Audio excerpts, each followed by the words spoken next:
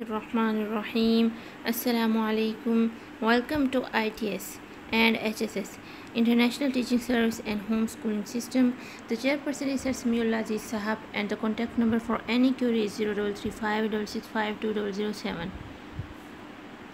My name is Farah Rahim and I am here with you to learn this subject biology of class 11th FSC pre-medical.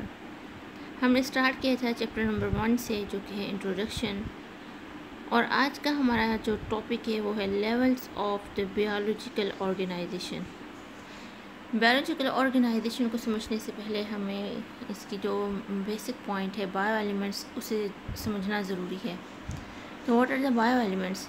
The elements involved in forming the compounds from which living things और organisms are made are called bio elements. जी, तो वो तमाम अनासिर, वो तमाम elements जो मिलकर ऐसे मरकबात बनाते हैं जिनसे ज़िंदा चीज़ें वजूद में आती हैं, उन्हें हम बायो एलिमेंट्स कहते हैं। जानदार चीज़ों में कई किस्म के और हज़ारों किस्म के केमिकल रिएक्शंस चल रहे होते हैं। हत्ता कि सबसे सादा जानदार जो कि बैक्टीरिया है, सिर्फ एक सेल पर मुश्तमिल है, उसमें भी बहुत सारे केमिकल रिएक्शंस होते रहते हैं ताकि वो ज़िंदा रह सके। इस लिहाज से ये बात बड़ी ही हैरान कुन है कि कुदरती तौर पर पाए जाने वाले 92 एलिमेंट्स में से सिर्फ 16 एलिमेंट्स जानदार चीज़ों में पाए जाते हैं।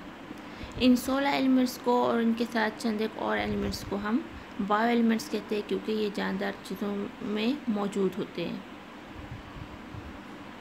Bio elements in human body, इंसान के वजूद में कितने बायो एलिमेंट्स हैं और किस परसेंटेज में मौजूद हैं देखें। In the human body only 6 bio elements make 99% of the total mass. जी, तो इंसान की बॉडी में उन 16 एलिमेंट्स में से सिर्फ 6 एलिमेंट्स ऐसे हैं जो उसके पूरे बॉडी मास का 99% हिस्सा बनाते हैं। एंड इनमें से हैं oxygen is the 65% of the total mass of human body.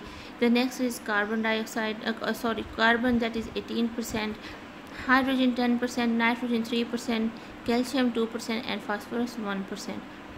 और ह्यूमन बॉडी का जो रिमेनिंग 1% मास है वो मुश्तमिल होता है पोटाशियम पे, sulphur, chlorine, sodium, magnesium, iron, copper, manganese, zinc and iodine. ये बहुत ही थोड़ी मकदार में तमाम मिलकर टोटल मास का 1% बनाते हैं। ये भी हकीकत है कि ये जो 16 एलिमेंट्स हैं जिन्हें हम बायो एलिमेंट्स कह रहे हैं, तमाम जानदारों में यही 16 एलिमेंट्स पाए जाते हैं और ये इनकी कुछ ख़ास खसूसियात हैं जिनकी वजह से ये जानदार चीज़ों को इस कदर मुनासिब बना देते हैं कि वो अपने माहौल में ज़िंदा रह सके।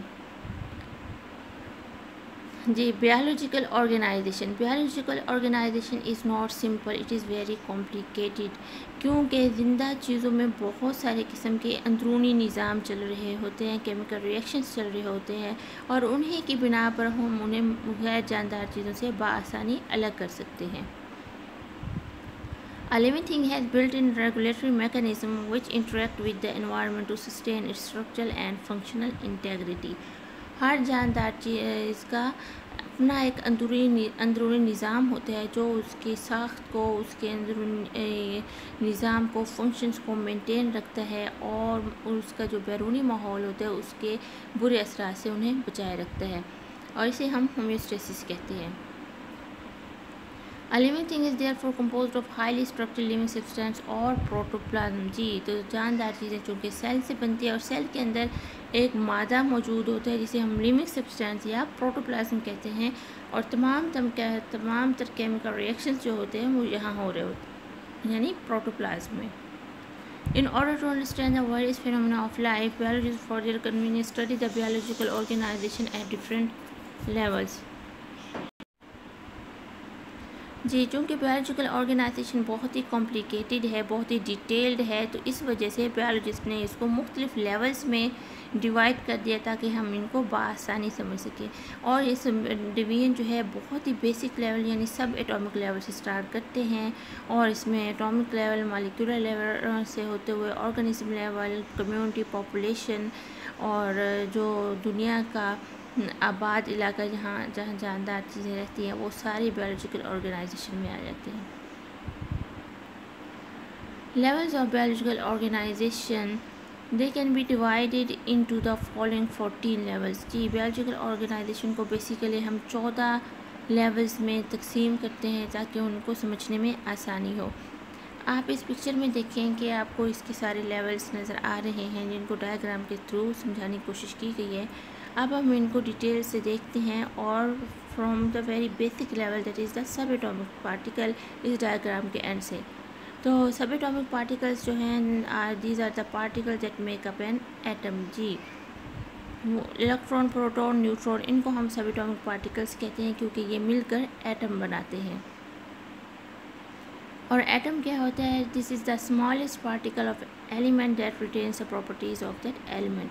किसी भी आंसर का सबसे छोटा ज़रा जिससे उसकी आंसर की तमाम तर खूबियाँ वाज़ेह हों या जो अपने आंसर की तमाम तर खूबियाँ ज़ाहिर कर सके, बयान कर सके, उसे हम एटम कहते हैं। जैसे कि हाइड्रोजन एटम हो गया, कार्बन एटम इसकी अलग खसूसियात है, ऑक्सीजन एटम इसकी अलग खसूसियात है।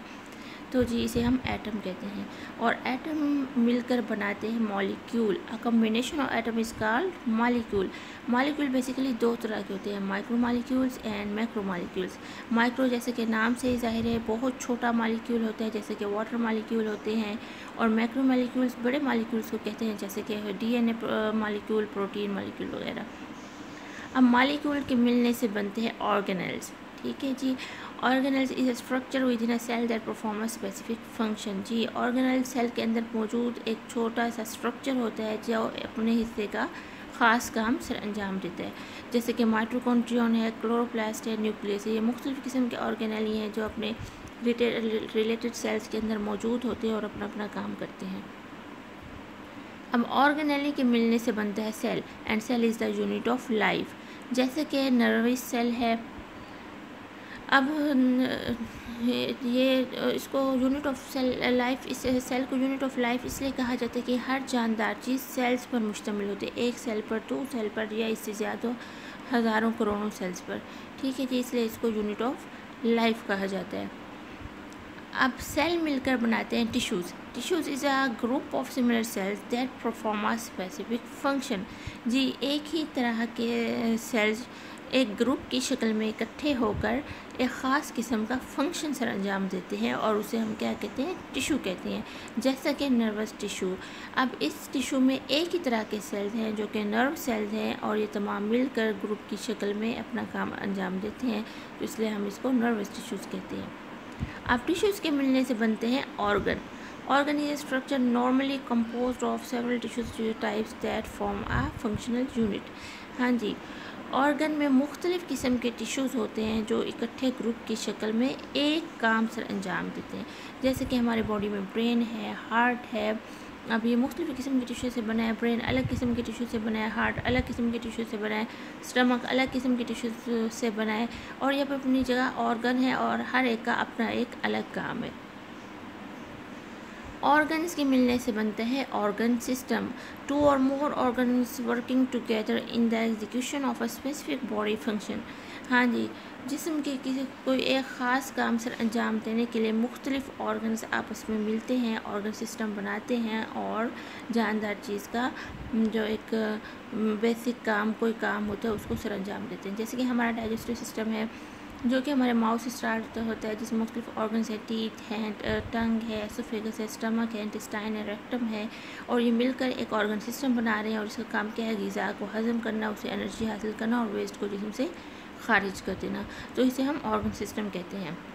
Multi cellular organism an individual living thing compose of many cells. इसके नाम से ही जाहिर है कि ऐसी जानदार चीज़ जो कि बहुत सारे सेल्स से मिलकर बनी हो उसको हम मल्टी सेलुलर ऑर्गेनिज्म कहते हैं।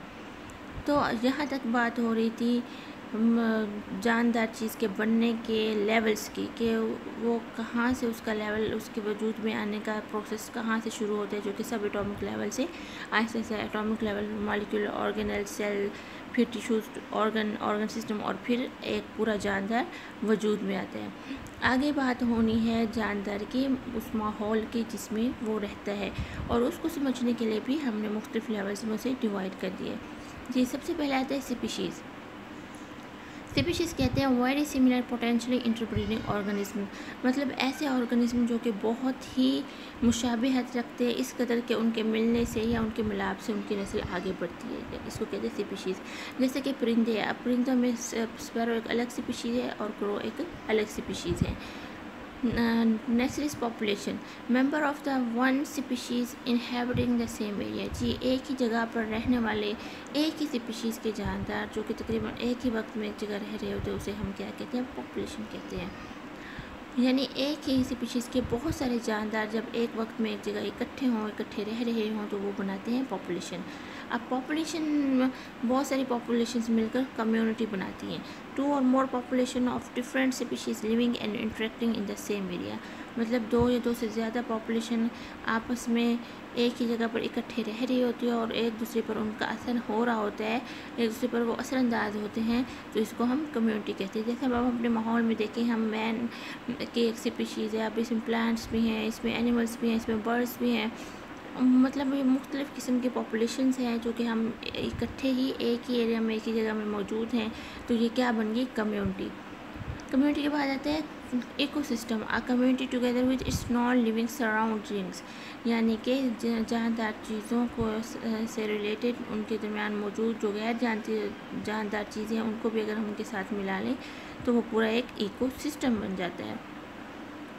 Biosphere, it's the highest level of biological organization and this is the part of Earth inhabited by living organism, includes both the living and non-living components।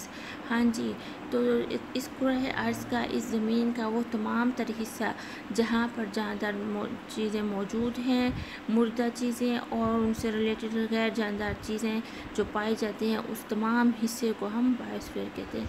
Hope so आपको video पसंद आई होगी इंशाअल्लाह अज़ीज़। Next lecture में हम इन levels को details में पढ़ेंगे। आज हमने सिर्फ इनको डेफिनेशन की हद तक समझा और पढ़ा है। जज़ाकल्लाहु खैरन कसीरन। अस्सलामु अलैकुम।